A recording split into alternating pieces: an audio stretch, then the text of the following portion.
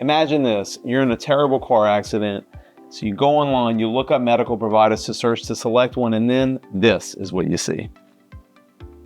Hi, I'm David Vicknair with Scott Vicknair Injury Lawyers, and today we're going to talk about 5 considerations in selecting a medical provider after you've been in an auto accident. Number 1, make sure that you are comfortable and that you like this specific provider. Obviously, going to see any physician, whether it's a general practice physician, an orthopedic surgeon, a neurosurgeon, or a physical therapist, irrespective of the specialty, the most important thing is that the patient, our client, you, is comfortable with that physician. Do you feel like they have your best interest in mind? Are you going to feel comfortable sharing your medical history, your medical records, everything with them? And if there is that type of relationship where you do feel comfortable with them and you trust them as your physician and your expert, then you are going to be inclined to tell them more and be as open and honest as possible.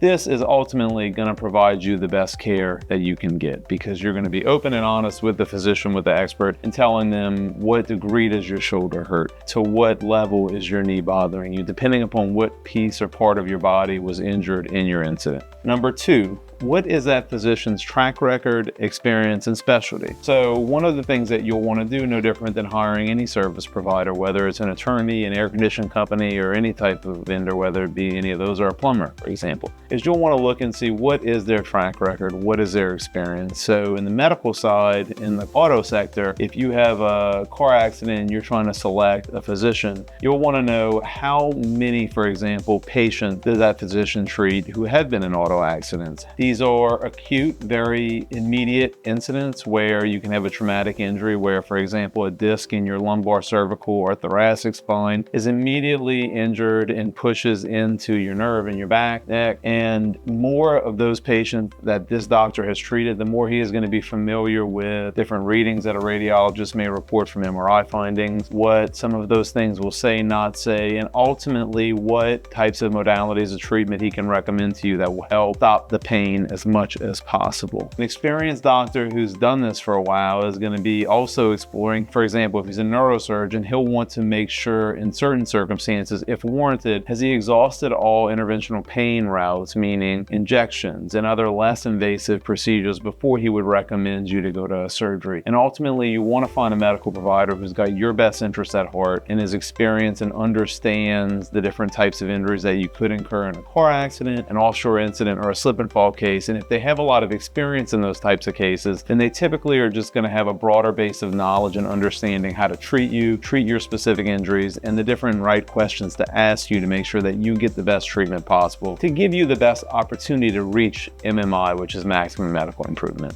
Number 3, what is that doctor's willingness to testify in a case? This is a big one.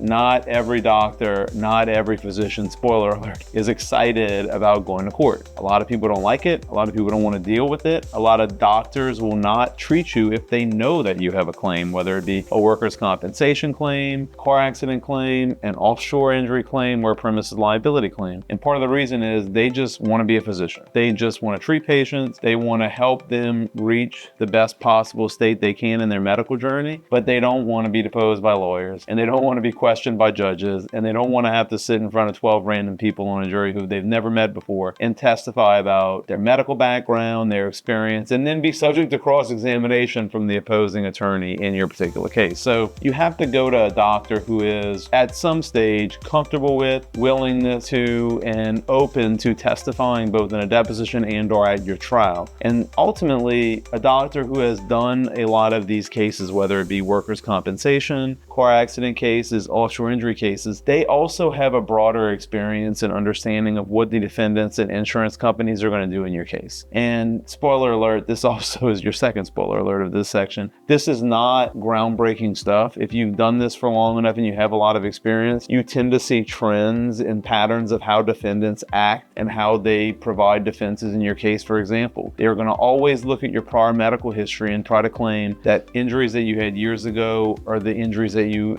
experienced in this claim, and they're going to try to muddy up the waters in medical causation. Another example, they are going to look at all of your medical records and try to find unrelated things that may have caused your particular injuries in your car accident and say that that is what caused your injury, not this car accident, which was an acute immediate injury. And so those are just two small examples. There's many others that we see across all of our cases we handle. And physicians who are experts who do this regularly, they see that routinely as well. And so they know where the trap door that's being set for them is, and they're able to walk around it and avoid it as much as possible. That's the difference between an experienced expert and an expert who's walking into the arena and getting hit with a shovel in his face. So you want somebody who knows where the trap doors are waiting generally. And so somebody who's handled a lot of comp claims, a lot of auto accident claims, a lot of offshore injury claims, they know that. Number 4, have they been recommended to you by somebody and or a group of people that you trust, and what are their reviews? I know this seems like maybe healthcare providers are outside of the realm of somebody we should judge by Google reviews, Yelp reviews, or something like that. I don't believe that they are. I think you should look at their reviews online, what have other patients said about them, if there are any. And if not, that's okay too. Ask around. What do other people in your community say about this particular healthcare provider? What do your attorneys and their teams say about this healthcare provider? What do people you trust in your circle say about them? And what independent feedback from third parties can you glean about what type of service they provide, their experience, and what kind of expert they are, whether it be a physical therapist, a chiropractor, orthopedic specialist, any of those types of medical professionals have other people who will say certain things about them, give you feedback on them and their experience with them.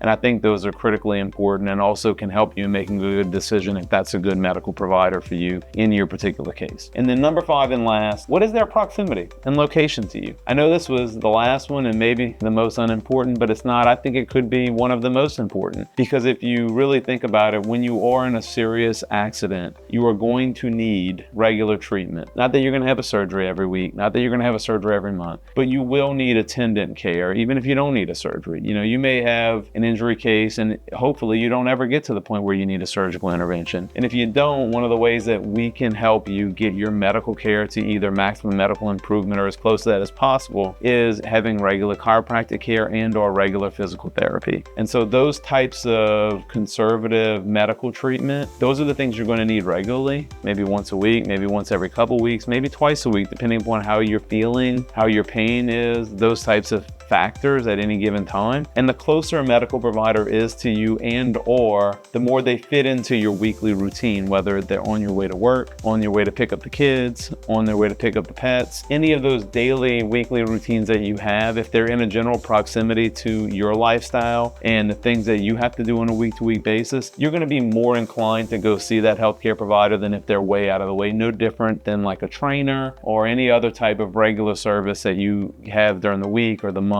that you want to put into your regular schedule so you can stay consistent and that you can get better. So those are the 5 things that we believe that you should look at when determining whether or not you should select a medical provider after a car accident, slip and fall, offshore incident, or anything like that. If you followed along this far, thank you for listening along. The 5 things you should think about when selecting a medical provider. Stay tuned for the next video, which is going to be 5 things you can do to help your personal injury lawyer strengthen your claim.